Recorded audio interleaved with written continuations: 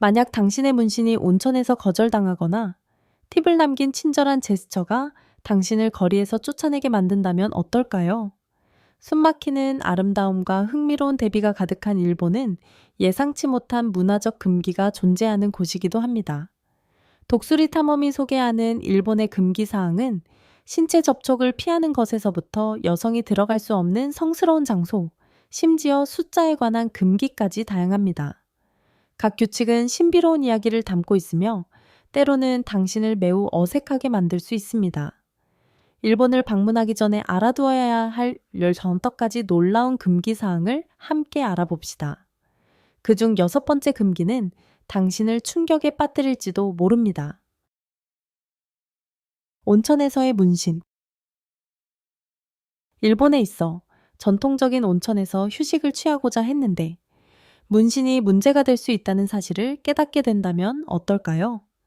일본에서 문신 또는 이레즈미는 오랫동안 조직 범죄, 특히 야쿠자와 관련이 있었습니다.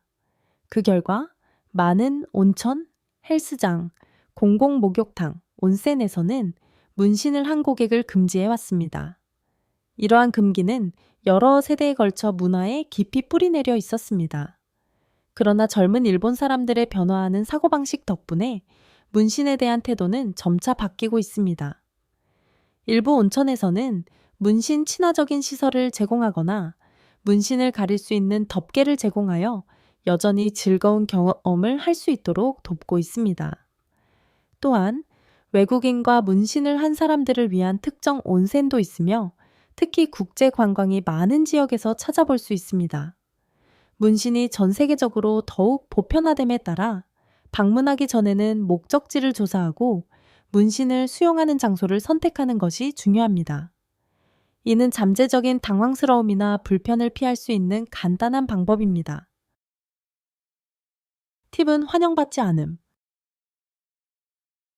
일본에서는 팁을 주는 것이 불필요할 뿐만 아니라 종종 모욕으로 간주됩니다. 팁 문화는 사실상 존재하지 않으며 때로는 불경스럽다고 여겨질 수 있습니다. 이러한 문화적 규범은 직업적 전문성의 가치를 깊이 신뢰하는 일본의 전통에서 비롯되었습니다. 일본에서는 서비스가 직업의 일환으로 여겨지며 추가적인 보상을 기대하지 않고 최선을 다해야 한다고 생각합니다. 팁을 주는 것은 서비스가 기준에 미치지 못했다고 암시할 수 있으며 이는 일본 근로자들이 자랑스러워하는 장인 정신을 폄하하는 것으로 여겨질 수 있습니다. 감사를 표현하고 싶다면 작은 선물이나 감사의 메시지를 전달하는 것이 더 바람직하게 여겨집니다. 전통적인 일본 감사의 제스처는 종이로 접은 종이학이나 꽃과 같은 오리가미 예술을 포함하는데 이는 존경과 사려 깊음을 나타냅니다. 쌀과 음식 예절. 일본에서 쌀은 단순한 음식이 아니라 상징적이고 정신적인 의미를 가지고 있습니다. 쌀은 종종 신성한 제물로 여겨지며 쌀을 다루거나 무시하는 것은 좋지 않게 보입니다. 일본에서 식사를 할 때 흔한 예절 중 하나는 다른 음식을 쌀 위에 올려놓지 않는 것입니다. 쌀을 다른 재료와 섞거나 쌀을 다른 음식을 위한 기초로 사용하는 것은 식사의 균형과 조화를 깨뜨리는 것으로 여겨집니다. 예를 들어 전통적인 식사에서는 손님들에게 쌀을 반찬으로 따로 제공하는 경우가 많으며 이는 쌀의 순수함이 유지되도록 하기 위함입니다. 젊은 세대는 이 예절에 대해 더 관대할 수 있지만 전통적인 환경에서 식사할 때는 이 관습을 지키는 것이 좋습니다. 이는 식사에 대한 깊은 존경과 그것을 준비하는 데 들인 노력을 반영하는 것입니다. 개인 공간과 신체 접촉. 일본에서는 개인 공간을 매우 중요하게 여기며 특히 낯선 사람과의 신체 접촉은 일반적으로 피합니다. 악수나 가벼운 등을 두드리는 것과 같은 간단한 제스처도 방해가 될 수 있습니다. 일본 사람들은 다른 사람들과 적절한 거리를 유지하는 것을 선호하기 때문입니다. 일본에서 전통적인 인사는 절이며 상황에 따라 절의 깊이가 달라집니다. 예를 들어 가벼운 인사는 살짝 절을 하고 깊은 존경을 나타내기 위해서는 더 깊은 절을 합니다. 서양의 많은 나라들과는 달리 일본에서는 공공장소에서 애정 표현을 하는 것이 드물며 특히 커플들 간에도 공개적인 키스나 포옹은 대부분의 사회적 맥락에서 부적절하다고 여겨집니다. 다른 사람과 상호작용할 때는 예의 바른 절과 미소가 존경과 친절을 표현하는 가장 적합한 방법입니다. 성스러운 장소와 성별 제한. 일본의 성스러운 장소와 종교적인 관습은 깊은 역사적 뿌리를 가지고 있으며 그중 일부는 방문자들에게 이상하게 느껴질 수 있는 성별에 따른 규칙을 포함하고 있습니다. 예를 들어 나라의 오민에 사는 순례지로 여성은 이 신성한 산에 들어갈 수 없습니다. 남성 방문자들도 이 장소에 들어가기 전에 의식적인 정화 과정을 거쳐야 합니다. 성별 역할은 전통적인 일본 스포츠인 스모에서도 중요한 부분을 차지합니다. 여성은 스모 레슬링에 참가할 수 없으며 스모링에 들어갈 수도 없습니다. 이는 신성한 땅으로 여겨지기 때문입니다.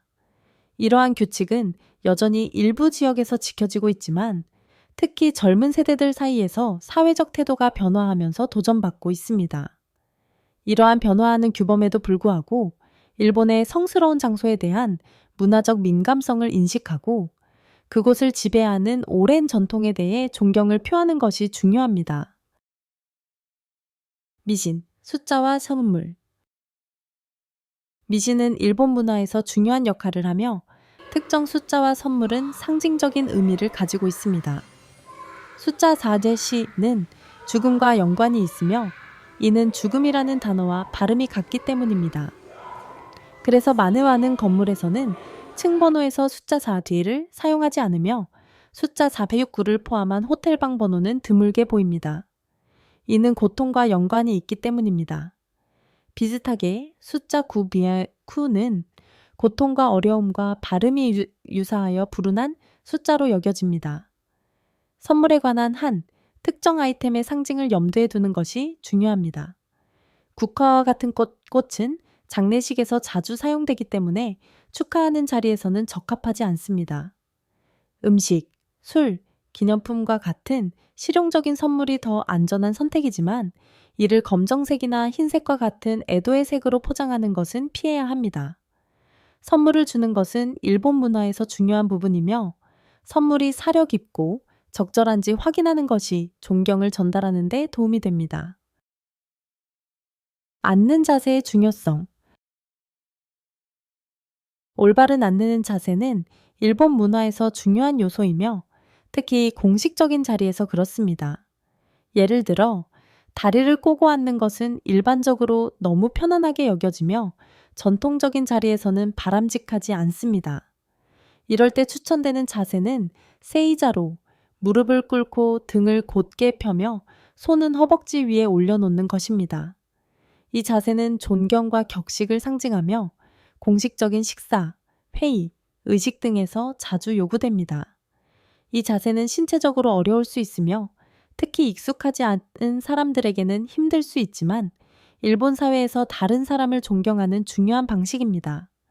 일본을 방문하는 사람들은 세이자 자세를 배우는 것이 전통적인 행사나 의식에 초대되었을 때 사회적 상황을 우아하게 처리하는 데 도움이 될 것입니다. 대중교통 예절. 일본에서 대중교통은 일상생활의 중요한 부분이며 이를 사용할 때 따라야 할 예절을 이해하는 것이 중요합니다. 노인에게 자리를 양보하는 것은 친절한 제스처일 수 있지만 항상 잘 받아들여지는 것은 아닙니다. 일부 사람들, 특히 노인들은 자리를 앉는 것보다 서는 것이 더 편안하거나 문화적으로 적절하다고 느낄 수 있습니다. 지정된 우선 좌석은 명확하게 표시되어 있으며 이를 필요로 하는 사람들, 예를 들어 노인, 임산부, 장애인을 위해 비워두어야 합니다. 그러나 이러한 좌석이 이미 차 있다면 승객들은 서 있어야 하며 해당 사람이 불편해 보이지 않는 한 자리를 양보하려 하지 말아야 합니다. 또한 대중교통에서 조용히 하는 것이 중요합니다. 시끄러운 대화, 전화통화, 음악은 다른 승객에게 방해가 될 수 있습니다. 많은 사람들이 출퇴근 시간에 휴식을 취하거나 잠을 잠으로 개인 공간을 존중하고 차분한 환경을 유지하는 것이 중요합니다. 일본의 흡연 규칙. 일본은 세계에서 가장 엄격한 흡연 규제를 가진 나라 중 하나입니다. 그러나 규정을 지키는 것이 때때로 혼란스러울 수 있습니다. 공공장소에서는 흡연이 금지되어 있으며 여기에는 공원, 건물 출입구 근처, 공공광장이 포함됩니다.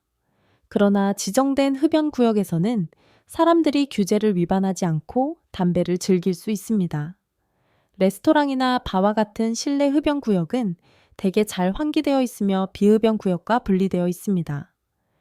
일부 공공장소, 예를 들어 기차역이나 공항에는 흡연자를 위한 흡연실이 마련되어 있습니다. 도심에서는 지정된 흡연 구역이 일반적이지만 흡연이 허용되는지 여부를 나타내는 표지판을 항상 확인하는 것이 중요합니다. 흡연 장소를 잘 지키고 다른 사람들을 배려하는 태도는 공공장소에서 조화와 청결을 유지하는 데 도움이 됩니다. 과로사, 과로로 인한 죽음. 과로사, 구로시는 과로로 인한 죽음을 의미하며 일본의 기업 문화에서 비극적인 문제로 자리 잡고 있습니다. 이 현상은 일본의 강도 높은 근로 윤리와 관련이 있으며 직원들은 종종 한 달에 80시간 이상 초과 근무를 하기도 합니다. 과로사는 신체적 탈진뿐만 아니라 스트레스와 우울증과 같은 정신건강 문제와도 관련이 있습니다. 초과 근무를 제한하고 정신건강 프로그램을 촉진하는 등의 일부 개혁과 정부의 노력이 있었지만 여전히 긴 근무 시간이 사회적 기대 때문에 이어지고 있습니다. 직원들은 때때로 휴식을 취하기보다는 일을 더 열심히 해야 한다는 압박감을 느끼며 이는 과로사 문제를 심화시키는 원인 중 하나입니다. 과로사는 일본에서 더 나은 일과 생활의 균형이 필요하다는 문제를 강조하며 이는 정부와 직장 내에서도 지속적으로 논의되고 있는 주제입니다. 집에 들어가기 전에 신발 벗기. 일본에서 가장 상징적인 전통 중 하나는 집이나 특정 실내 공간, 예를 들어 사원, 학교, 일부 레스토랑에 들어가기 전에 신발을 벗는 관습입니다. 이 관습은 청결과 집 환경에 대한 존경을 나타내는 깊은 문화적 가치를 반영합니다. 많은 전통적인 일본 가정에서 사용되는 다다미 매트는 특히 더러움을 민감하게 반응하므로 신발을 벗는 것이 다다미를 보호하는 데 도움이 됩니다. 또한 이는 집주인에 대한 존경의 표시로 모든 사람이 사용하는 공간을 깨끗하게 유지하는 데 기여합니다. 화장실에는 위생을 위해 별도의 슬리퍼가 준비되어 있으며 손님은 화장실에 들어가기 전에 이 슬리퍼로 갈아 신어야 합니다. 이와 같은 관습은 료칸, 전통 여관과 많은 공공 목욕탕에서도 적용되며 방문자는 공용 공간에 들어가기 전에 신발을 벗어야 합니다. 걷는 동안 먹기, 금기일까? 일본에서는 걷거나 공공장소에서 음식을 먹는 것이 일반적으로 예의에 어긋난다고 여겨집니다. 이 관습은 마음 챙김과 타인에 대한 존경의 문화적 강조에서 비롯됩니다. 음식은 집중적인 주의를 기울여야 할 개인적이고 신성한 행위로 여겨지며 서두르거나 움직이는 중에 먹는 것은 돈이 적절하지 않다고 생각됩니다. 또한 공공장소에서 음식을 먹으면 지저분해질 수 있으며 품위를 유지하는 것이 중요합니다. 음식을 이동 중에 섭취하는 것은 음식에 대한 존경을 표하지 않는 것으로 여겨질 수 있습니다. 공공장소에서 먹는 것이 불편하다면 지정된 푸드코트나 카페, 공원과 같은 장소에서 음식을 즐길 수 있습니다. 바쁜 지역에 있을 경우 조용한 곳을 찾아 앉아서 음식을 즐기는 것이 더 나은 선택입니다. 젓가락 예절. 젓가락은 일본 문화에서 중요한 역할을 하며 불쾌감을 주지 않도록 지켜야 할 규칙들이 있습니다. 예를 들어 한 젓가락에서 다른 젓가락으로 음식을 직접 전달하는 것은 결코 해서는 안 됩니다. 이는 장례식에서 가족들이 화장 후 뼈를 젓가락으로 전달하는 전통을 떠올리게 하기 때문입니다. 또한 밥그릇에 젓가락을 수직으로 꽂는 것도 부적절하게 여겨지며 이는 장례식에서 향을 밥에 꽂는 의식과 유사하기 때문입니다. 젓가락을 사용해 음식을 찌르거나 찔러서 먹는 것도 불경스럽게 간주됩니다.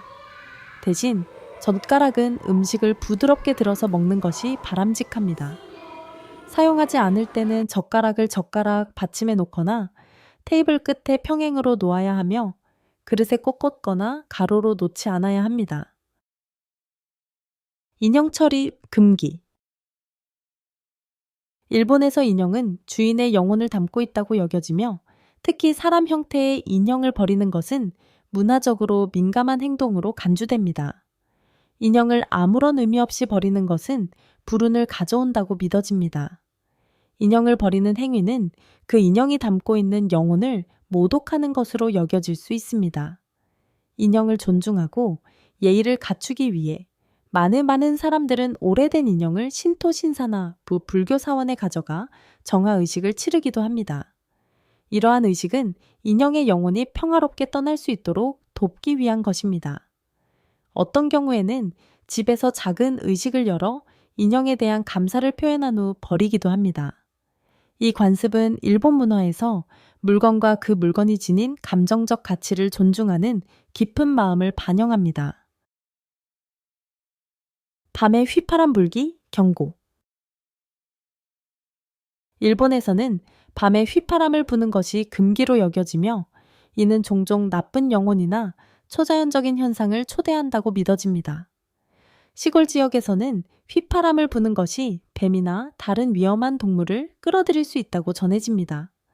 더 영적인 차원에서는 밤에 휘파람을 부는 것이 사후세계의 영혼을 불러들이는 것으로 생각되며 이는 불행을 초래할 수 있다고 여겨집니다. 이 미신은 오랜 역사를 지니고 있으며 일본의 보이지 않는 세계에 대한 믿음에 뿌리를 두고 있습니다. 밤에 특히 휘파람을 부는 것과 같은 행동은 위험하거나 불경스러운 것으로 간주됩니다. 이러한 이유로 사람들은 밤에 소음을 내는 것을 피하려 하며 휘파람을 부는 것도 불운이나 불편을 초대하는 것으로 해석될 수 있기 때문에 피합니다. 일본의 문화적 금기, 일본의 매혹적인 금기를 살펴본 후 이 중 어떤 것이 가장 놀라웠나요? 댓글로 여러분의 생각을 공유해 주세요. 좋아요를 누르고 구독하며 세계에서 가장 흥미로운 여행지들에 대한 문화적인 깊이 있는 탐구를 계속해서 지켜봐 주세요.